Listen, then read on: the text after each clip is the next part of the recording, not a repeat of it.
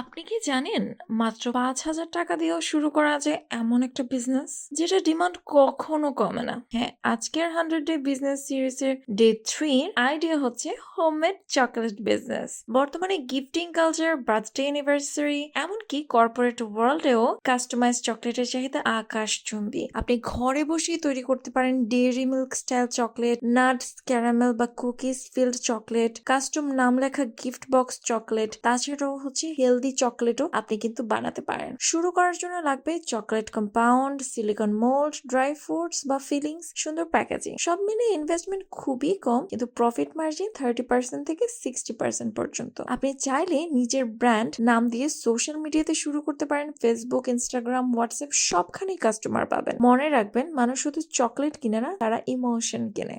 তাই আজই শুরু করুন আপনার নিজের chocolate brand. This is day 3 of 100 Day Business Series. Follow for more powerful business idea. Thanks for watching.